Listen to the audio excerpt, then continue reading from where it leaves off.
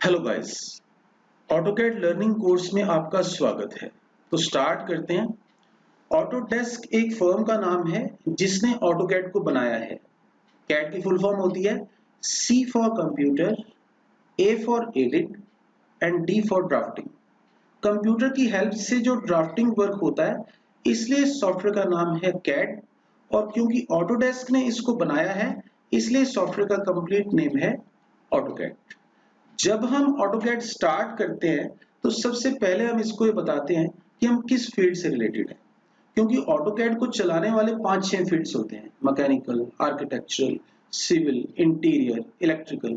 सबका काम करने का तरीका अलग अलग होता है और सबका काम करने का मोड भी इसके अंदर अलग अलग होता है। तो फील्ड सिलेक्शन के लिए जो सबसे पहली कमांड इसमें हम देते हैं उसका नाम है यूनिट्स। मैंने कीबोर्ड पे टाइप किया है यूनिट्स। एंटर करने से ये विंडो आपके सामने खुलती है। इस विंडो में आपको अपने कर्सर को अपर लेफ्ट कॉर्नर में जहां डेसिमल लिखा है वहां लेके जाना है। वो आपको ये बताना चाहता है कि इसमें डेसिमल, आर्किटेक्चरल, इंजीनियरिंग टाइप की ड्राइंग्स बनाई जा सकती हैं। डेसिमल मोड सिंगल यूनिट्स के लिए यूज किया जाता है। सपोज दैट आपको अपनी ड्राइंग एमएम में बनानी है, या फिर आपको अपनी ड्राइंग मीटर्स में बनानी है, या फिर आपको अपनी ड्राइंग सिर्फ इंचेस में बनानी है, तो आप डेसिमल मोड यूज कर सकते हैं। लेकिन अगर आपको डबल यूनिट्स चलाने हो, जैसे कि इंचेस एंड फीट्स, तो उसके लिए फिर आपको आर्किटेक्चरल या फिर इंजीनियरिंग मोड में जाना पड़ सकता है।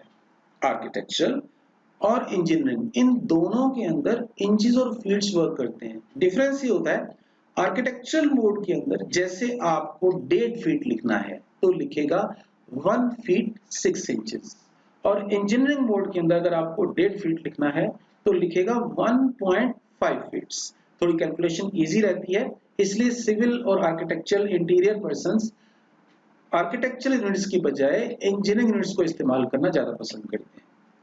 वैसे आजकल समय बचाने के लिए, चाहे आपकी ड्राइंग सिविल हो, आर्किटेक्चरल हो, कन्वर्ट करके मिलीमीटर्स में बना ली जाती है। इसलिए AutoCAD by default decimal mode में सिलेक्ट होकर आता है। तो मैं डेसिमल पे सिलेक्शन दे चुका हूं। मैं आपको सारे यूनिट्स करवाऊंगा। स्टार्ट हम डेसिमल से करने जा रहे हैं। यहां से अब ओके करना है। उसके बाद फील्ड सिलेक्शन के बाद टर्न आती है ड्राइंग शीट की, जिस पर कि हमें ड्राइंग बनानी है। तो ड्राइंग शीट का साइज देने के लिए इसमें दूसरी कमांड देते हैं जिसका नाम है लिमिट्स। LIMITS लिखकर एंटर करना है। आप नीचे देख सकते हैं लिखा है स्पेसिफाई लोअर लेफ्ट कॉर्नर। इसमें जो ड्राइंग शीट का साइज है वो एक्स और वाई डायरेक्शंस के अकॉर्डिंग आता है। X for width and y for height. Suppose that ये आपकी कोई ड्राइंग शीट है, ये इसका लोअर लेफ्ट कॉर्नर है। वो आपसे पूछना चाहता है कि एक्स में इसकी क्या विड्थ है और वाई में क्या हाइट है। अब सवाल ये उठता है, ये तो लोअर लेफ्ट कॉर्नर है, ना तो इसकी कोई विड्थ है ना ही कोई हाइट है। इसलिए उसकी बात का जवाब ना देते हुए 0 उसने लिखा हुआ है, आपने सिर्फ एंटर करना है। अपर राइट कॉर्नर, आप नीचे देखें तो लिखा हुआ है स्पेसिफाई अपर राइट कॉर्नर। ये आपकी ड्राइंग शीट का अपर राइट कॉर्नर है। अब इसका कोई ना कोई साइज हो गया कि ये इस लोअर लेफ्ट कॉर्नर से एक्स में इतना विड्थ पे है और वाई में इतना हाइट पे है। अब ये देना कैसे है? मान लो आपको पता है कि आपने अपनी ड्राइंग शीट पर 4 प्रोडक्ट्स की ड्राइंग्स बनानी है, और मान लो आपको ये भी पता है कि आपका एक प्रोडक्ट खुला खुला 50 mm का स्पेस कवर कर रहा है। 4 प्रोडक्ट्स के लिए मान लो आपको 200 mm का स्पेस रिक्वायर्ड है। तो यहाँ पे मैं लिख रहा हूँ 200। फर्स्ट फिगर आप जो भी लिखेंगे वो x यानी कि विड्थ ऑफ द शीट के लिए एक्सेप्ट हो जाएगी। उसके बाद आपको लगाना है कॉमा। मान लीजिए हाइट ऑफ द शीट हमें 150 रिक्वायर्ड है, तो लिखें 150। Now enter. ये जो 150 का स्पेस हमने उससे दिया, ये उसने एक्सेप्ट तो कर लिया, लेकिन ये स्पेस अभी तक स्क्रीन पर नहीं आया। और मान लीजिए स्पेस स्क्रीन पर एक्टिवेट हो भी जाए तो फर्क क्या पड़ेगा, स्क्रीन तो इतनी रहेगी। गौर करने वाली बात ये है, अगर आप उसे 20 mm के लिमिट्स दें तो भी स्क्रीन इतनी है, आप उसे 200 के लिमिट्स दें तो भी स्क्रीन इतनी है। तो फर्क क्या पड़ा?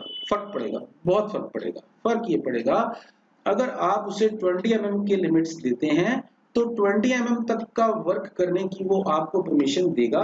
जैसे ही आप 30 mm की लाइन ड्रॉ करने की कोशिश करेंगे, वो आपकी लाइन को स्क्रीन से आउट कर देगा। अगर आप उसे 200 के लिमिट्स देते हैं तो 200 तक का वर्क करने की वो आपको परमिशन देगा। जैसे ही आप 300 mm की लाइन ड्रॉ करने की कोशिश करेंगे, वो आपकी लाइन को स्क्रीन से बाहर निकाल देगा।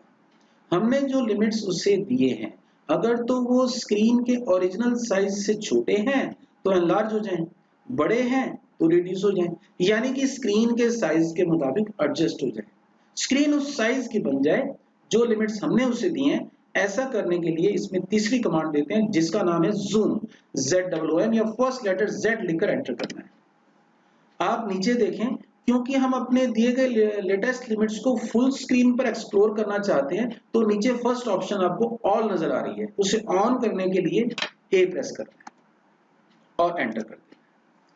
रीजनरेटिंग मॉडल जब लिखा आ जाए तो आप ये समझ लें कि आपने जो लेटेस्ट लिमिट्स उसे दिए हैं वो अब स्क्रीन पर आ चुके हैं। ऑटोकैड में कोई भी ड्राइंग स्टार्ट करने से पहले ये 3 पड़ाव आपको पार करने हैं: यूनिट्स, लिमिट्स एंड ज़ूम। एक बार मैं फिर से रिपीट करके दिखा रहा हूं आपको। UNITS for field selection, units. Decimal already selected है, मैं इसको ओके कर रहा हूं। उसके बाद ड्राइंग शीट का साइज देने के लिए लिमिट्स कमांड दी गई है, तो लिमिट्स कमांड देकर लोअर लेफ्ट कॉर्नर तो 00 ही रहेगा, एंटर कर दिया है। अपर राइट कॉर्नर पे जो 200-150 का स्पेस मैंने डाला था वो उसने अपने डिफॉल्ट ब्रैकेट में सेट किया हुआ है।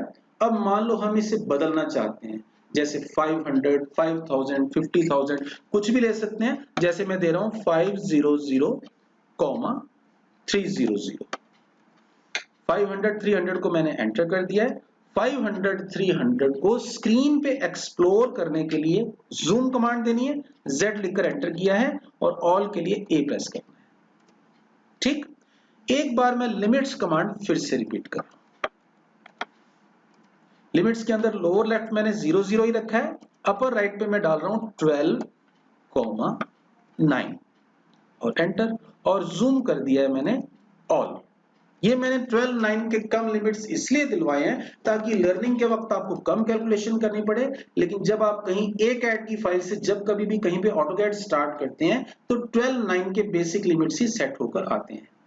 तो ड्राइंग शीट ड्राइंग बोर्ड पर लग चुकी है, पेंसिल आपके हाथ में है।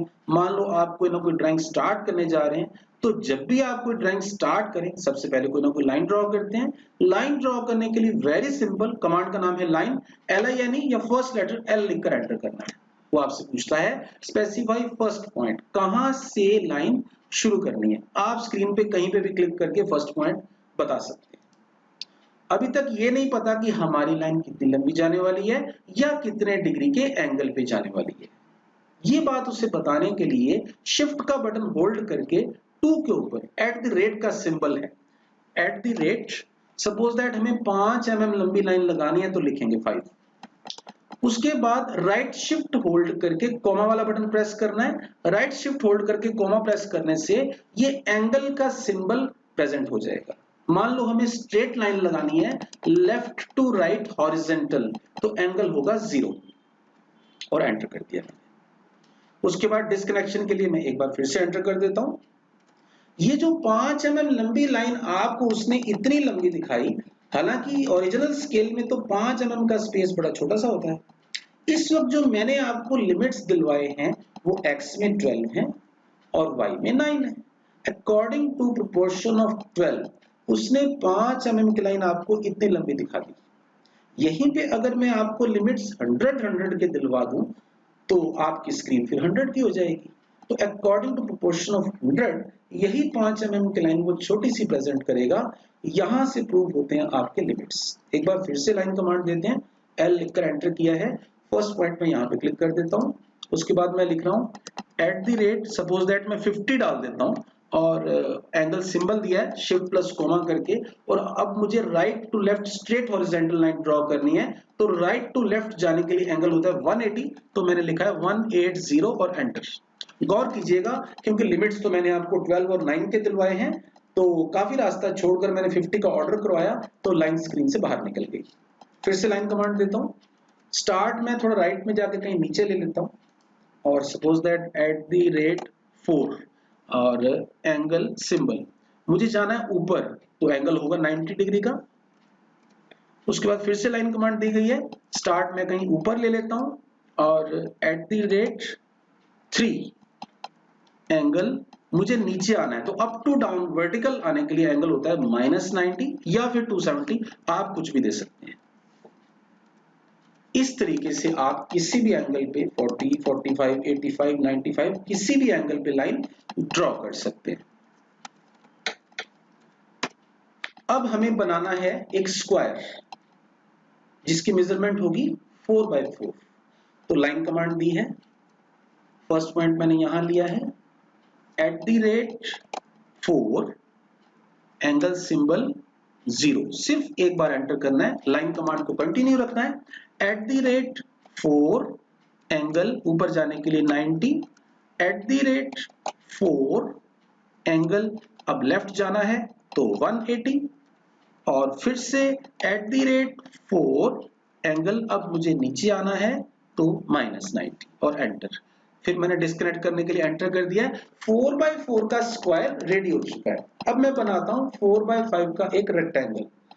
एल लिखकर एंटर किया है, फर्स्ट पॉइंट मैंने यहां लिया है और @4 एंगल 0, नाउ @5 एंगल 90, @4 एंगल 180। अब रेट देने की बजाय आप नीचे देखें, आपको लाइन कमांड में कमांड बार में एक क्लोज ऑप्शन दिखाई दे रही है। इसे ऑन करने के लिए सी प्रेस करना है तो फिगर क्लोज हो जाएगी। सपोज दैट मैं कोई 2 लाइंस ड्रॉ करता हूं और सी प्रेस कर देता हूं तो वो ट्रायंगल बना देगा। मैं कोई 3 लाइंस ड्रॉ करता हूं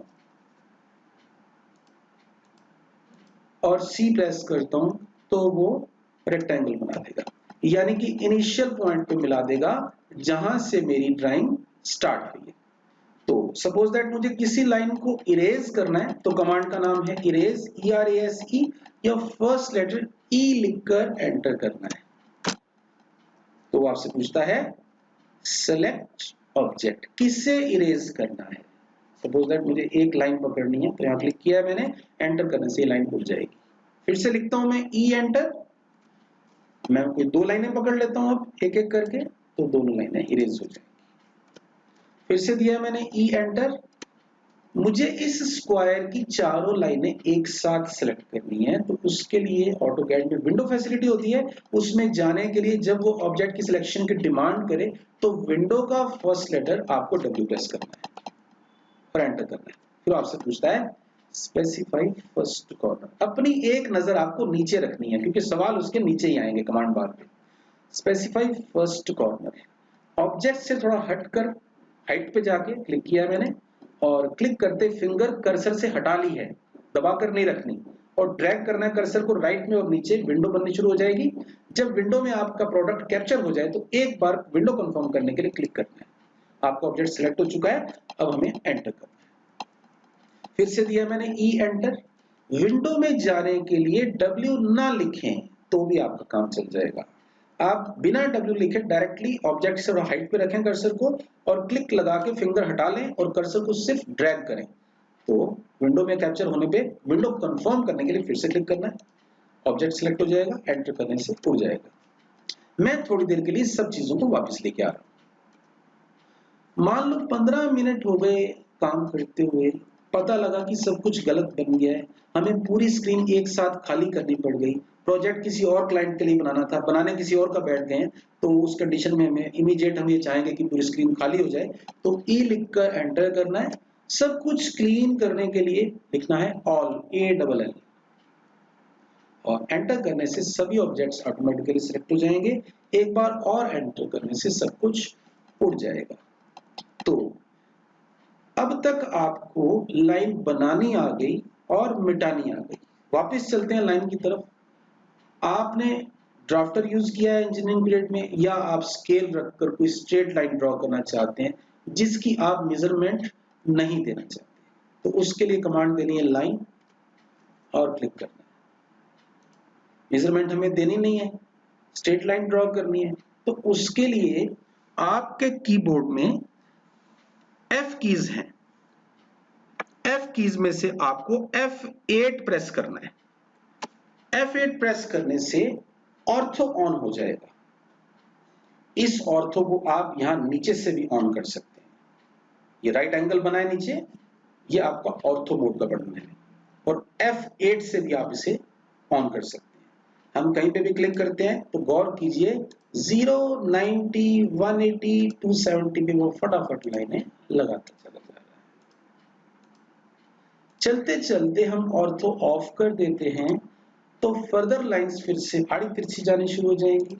मान लो फॉर कोई फ्री हैंड स्केच आपको बनाना है, आपको स्केल की भी रिक्वायरमेंट नहीं है, तो जहां आपका कर्सर जाएगा वहां आपकी लाइन जाएगी। चलते चलते आप ऑर्थो फिर से ऑन कर देते हैं तो फर्दर लाइंस फिर से स्ट्रेट जानी शुरू हो जाएगी। इस तरीके से आप ऑर्थो ऑन और ऑर्थो ऑफ का इस्तेमाल कर सकते हैं। नेक्स्ट वीडियो में आपको बताया जाएगा ड्राइंग मेकिंग सिस्टम के लिए जिन कमांड्स की जरूरत होती है वो कमांड्स करवाऊंगा। मेरे तीसरे चौथे वीडियो के बाद आप इस लेवल पे पहुंच जाएंगे कि आप ड्राइंग स्टार्ट कर सकते हैं। Good bye.